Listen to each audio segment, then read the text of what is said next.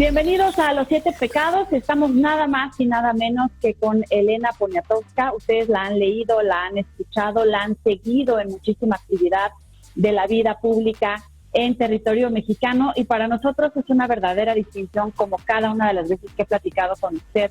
Elena Poniatowska, gracias por estos minutos. Muchas gracias. ¿Qué pasa por su mente en estos tiempos, después de tanta alternancia en los gobiernos, diferentes épocas en la vida de las mujeres, como escritora, como periodista? ¿Qué es lo que la lleva a reflexionar en estos tiempos? Bueno, obviamente en lo que más atenta estoy, lo que más me duele es lo que la guerra, la manera en que Israel está atacando a Palestina y la cantidad de palestinos que han perdido la vida. Me tiene todo eso pues muy afectada. Y en el ámbito nacional, ¿qué le preocupa? En el ámbito nacional estoy muy encantada de que la presidenta de México sea una mujer. La admiro, ella es una universitaria, una bióloga, desde hace años la conozco. Bueno, la conocí porque también mi marido fue científico en la UNAM, él promovió muchísimo la astrofísica y desde luego pues la conoció como conoció a muchos jóvenes en la Facultad de Ciencias. ¿Cuáles son esas cosas que usted ha sentido, visto, aprendido en la cercanía con Claudia o con el propio Andrés Manuel, que no todo mundo tenemos el privilegio de conocer? Bueno, he aprendido desde luego su preocupación enorme por el país, su capacidad de responsabilizarse por los más olvidados, los más pobres de siempre, y también su interés en el caso de Claudia Sheinbaum en la cultura, es decir, en que se desarrolle pues el potencial extraordinario que tiene México. Hay que recordar que además de ser los grandes constructores de pirámides y de edificios enormes que reflejan una enorme cultura, los españoles llegaron a un país que ya tenía además de una cultura, que tenía tradiciones, y que no era un país vacío como el que vacío de pensamientos, quizá como lo encontraron los Estados Unidos, los Pilgrim Fathers, los padres peregrinos que llegaron a Estados Unidos y se encontraron con un Estados Unidos que no tenía la cultura del resto de nuestro continente, del resto de América Latina. ¿Usted cree que ha sido particularmente más complicado gobernar siendo mujer? Yo creo que en primer lugar ya tenemos en Chile el ejemplo de Michelle Bachelet. También tuvo Argentina una presidenta mujer. Yo creo que el hecho de que haya en un país machista, o en un país machista como lo son los países latinoamericanos, a una mujer que además es una científica, una universitaria, una mujer que no tiene solo una preparación política, sino una excelente una preparación académica notable. Creo que es una ganancia muy grande para la política mexicana. Y del expresidente Andrés Manuel López Obrador, ¿qué es lo más importante que usted destaca? Bueno, destaco su comunicación con los mexicanos, su afán con la mañanera famosa, que a muchos periodistas les causaba un problema porque eran mañaneras que a veces duraban toda la mañana, pero su afán su decisión de comunicarse, de abrir la casa de gobierno, el palacio, a todos los que tuvieran una credencial, que vinieran de distintos periódicos, para escuchar y poner en claro, en evidencia, frente a todo el país y frente a América Latina, a quienes se interesaran en lo que sucede en México, que es obviamente el vecino más cercano de los Estados Unidos, pues la posibilidad de exponer su punto de vista, su opinión sobre hechos políticos. Yo creo que en cierta manera, quizá mejor de lo que lo creemos, o más profundamente, los mexicanos ahora tienen un conocimiento de política que no tenían, o de los sucesos políticos de México, que no tenían antes, porque aunque hay grandes periódicos de izquierda, periódicos de derecha, de todos modos la información que partía de la primera mañanera del presidente en turno. Hay mucha gente en la oposición que dice que al final, tanto en el gobierno de la presidenta Sheinbaum como en el gobierno de López Obrador, también hubo actos de corrupción o había cosas que se podían hacer mejor. ¿Hay algo que se pudo haber hecho mejor con Andrés Manuel o con la presidenta? Creo que la corrupción es innata a la política, es una parte de la política. Creo que hay corrupción no solo en México, sino en toda América Latina, que finalmente un puesto en la política es una fuente de enriquecimiento seguro. Se dice siempre que un político pobre es un político tonto, así que está etiquetada la política en sí misma como corrupta. Creo que eso no sucede más que en América Latina. No sé cuál sea la situación de otros continentes, pero sí sé que, por ejemplo, la corrupción es altamente castigada en Europa y altamente castigada, por ejemplo, en los países, no sé, en América Latina hasta ahora ha estado exenta de castigo, ¿no? No se ha sabido de que haya presidentes castigados por haber hecho las fortunas que han hecho con el ejercicio de la presidencia, de la política. Me hace pensar en la situación que está viviendo en este momento Venezuela por las situaciones de narcotráfico contra Nicolás Maduro. ¿Hacia dónde va América Latina?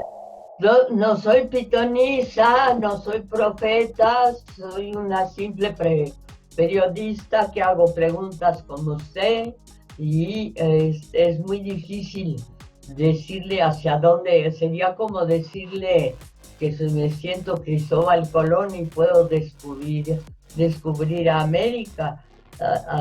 Me parece gravísimo que haya esa corrupción de la que usted habla, y me parece que una de las grandes enfermedades, quizá del carácter latinoamericano político, dedicado a la política, es creer que entrar a la política es una fuente de enriquecimiento personal absolutamente segura, y contra eso creo que tenemos que luchar todos, que además la honestidad debería de ser una calidad, una cualidad, o si quiere decirle virtud, aunque suena muy religioso, una virtud intrínseca de cualquier político, ¿no? Así que es difícil para mí hablar del futuro de un país a partir de los que integran la política del país, porque yo no conozco cuáles son sus capacidades, en fin, sus capacidades de honestidad y sobre todo de inteligencia. Viendo hacia atrás, cuando usted arrancaba en el mundo de las letras, del periodismo, la situación era totalmente diferente en México y evidentemente en el mundo.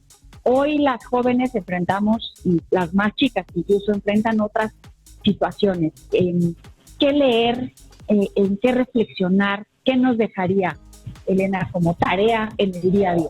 Bueno, yo no sé cuál es la situación actual de las jóvenes que entran a la televisión o entran a la redacción de un periódico. No entran, supongo que habiendo recibido un entrenamiento. En mi época yo me hice periodista muy joven. ¿Por qué? Porque sabía 3 idiomas, porque escribía yo en 3 idiomas, porque había leído desde muy joven, porque estudié en un convento de monjas del Sagrado Corazón 4 años en Estados Unidos. Entonces todo eso me daba una plataforma que me permitía arrancar hacia el periodismo, hacia la información. Recuerdo que cada vez que se tenía que hacer una entrevista en inglés o en francés, me pedían que yo la hiciera. Entonces, creo que, entre más cultura tiene un periodista, menos posibilidad tiene de caer en la formación y también en la corrupción, y también el hecho de haber tenido, yo fui scout, fui niña, pues de esas niñas educadas en convento de monjas, entonces, y además con un background, un pasado, pues finalmente de un padre que estuvo en la guerra, que luchó toda la guerra, y unos antepasados que me enseñaron la diferencia entre el bien y el mal. ¿Qué es lo más importante de haber tenido ese background con esa formación, por ejemplo, ahorita de su padre, ¿no? Se ve diferente la vida cuando tenemos ese tipo de circunstancias a cuando damos todo por sentado. Bueno, creo que fue muy importante tener una historia personal, no la mía, pero bueno, en cierta manera puedo decir la palabra personal porque yo leí de mis antepasados, del rey Stanislao Poniatowski, que fue amante de Catalina la Grande, fue rey de Polonia, y supe que era un hombre bueno, tímido, que promovió las artes y que promovió la cultura en Polonia. La prueba es que cuando uno va a Varsovia y a otras ciudades de Polonia, pues, te dicen esto lo construyó Poniatowski, esto lo promovió Stanislao Poniatowski, y claro que llevar este apellido para mí es un enorme orgullo. Además, Miguel Poniatowski en París ya fue jefe de gobierno del presidente de derecha, Giscard d'Estaing.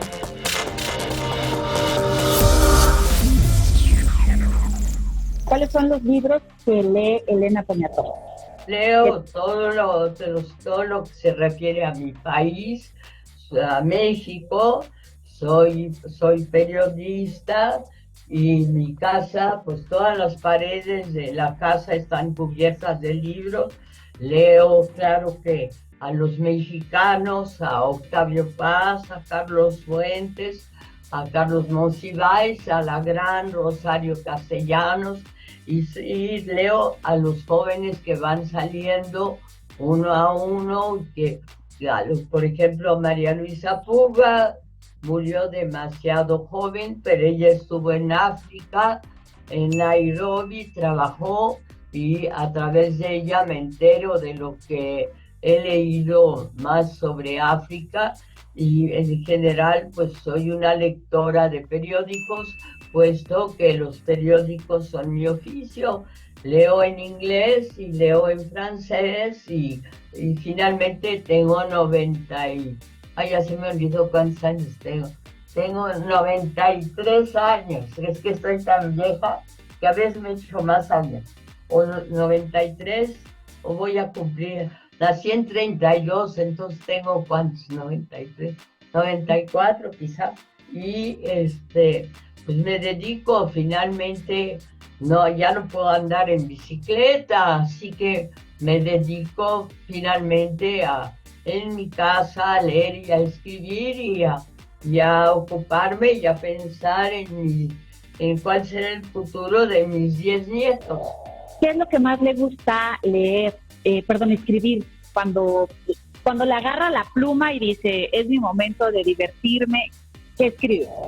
En general, yo hago lo que usted está haciendo ahora mismo, hago entrevistas, hago crónicas y escribo libros, pero todo es a partir de la gente que yo veo, de la gente en distintas situaciones. Recuerdo con especial cariño a una mujer muy pobre que vivía casi en las afueras de la ciudad, que era Jesús Apalancares, que fue soldadera, es decir, siguió a un soldado que lo mataron en la Revolución Mexicana, y cuando él cayó en tierra, pues ella recogió su fusil y ella siguió disparando. Fue una mujer a quien le debo muchísimo, que me enseñó mucho. Y también conocí, por ejemplo, a Rosario Ibarra de Piedra, cuyo hijo desapareció en Monterrey. Monterrey es posiblemente el estado más rico de México, que tiene frontera con los Estados Unidos, y ella fue una mujer que luchó por los desaparecidos políticos, y uno de sus hijos, o su hijo, fue un desaparecido político.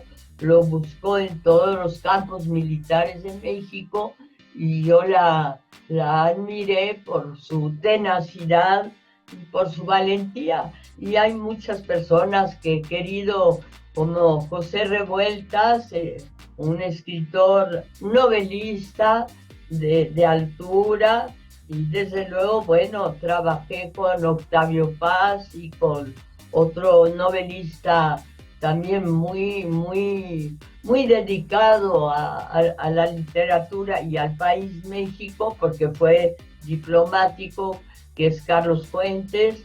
Amé mucho a Juan Rulfo, que es considerado uno de los grandes autores de México. Amé también a Rosario Castellanos, que nos dio a todo Chiapas. Ella nació en Juchitán, en Chiapas, y no, quizá me equivoco, quizá no es pero ella, su estado eran los estados de Chiapas, y escribió sobre el amor que le tenía a su propio estado. En general, siempre busco a personas que aman a su país y sobre todo que aman a los demás.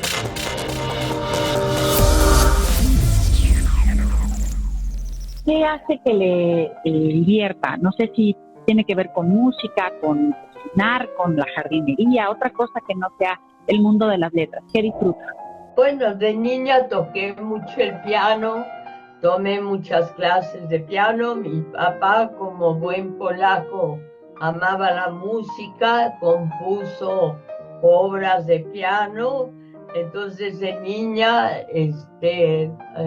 casi supongo que apenas tenía las manos muy pequeñas, mi papá tocaba él y me decía que pusiera mis manitas de niña encima de las suyas, Entonces ya toqué con él en Francia y más tarde yo no lo vi durante 5 o 6 años, que fueron los años que él estuvo en la guerra, quizá menos, pero para mí podría decir que fueron 25 años de ausencia, por lo mucho que lo extrañamos mi hermana y yo, y después he tocado, ya yo misma ya no tengo un piano, se lo regalé a alguien que lo necesitaba más que yo, un piano chiquito, no de cola, sino de pared, y en fin, intento oír música lo más que puedo, pero no puedo hacerlo cuando escribo porque me distraigo demasiado, pero sí la música es parte esencial de mi vida y es parte esencial de México también, porque nosotros aquí tenemos compositores de gran valía y para todo festejamos con guitarras y mariachis, trompetas también.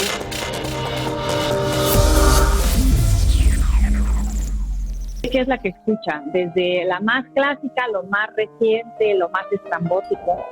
Claro, desde luego, pues escucho música clásica, escucho a Chopin, a Beethoven, a Bach, a Vivaldi, y luego también escucho la música popular mexicana, pero en general los mexicanos, no solo yo, no, todos los mexicanos somos muy musicales. La manera de declarar el amor en México es a través de un trío que va a tocar debajo de una ventana. Le toca a la muchacha que solo tiene permiso de prender la luz para un momentito para decir que sí oyó el concierto o la serenata. Se llama llevar gallo también porque se puede llevar muy temprano en la mañana. ¿A usted le llevaban gallo?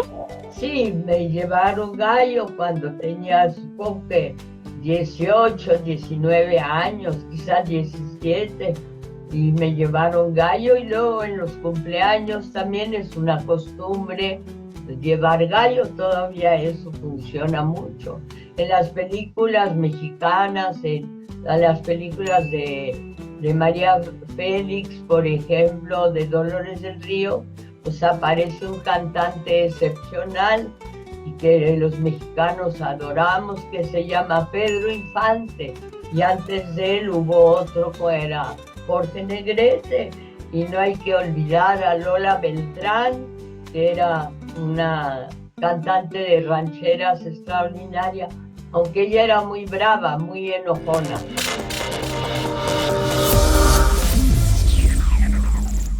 Y de películas, ya que estamos en esas, ¿cuáles nos recomienda? Pues las películas de Luis Buñuel captaron la atención del mundo, y también el gran cine mexicano, el de Los cielos maravillosos de Gabriel Figueroa y de Niño Fernández. También todo el continente, se decía que por nuestra cercanía con los Estados Unidos, pues todo el continente de América Latina estaba en cierta forma representado pues por la música mexicana, por la danza popular mexicana, por las artesanías, en fin, aunque vinieran de otros países de América Latina.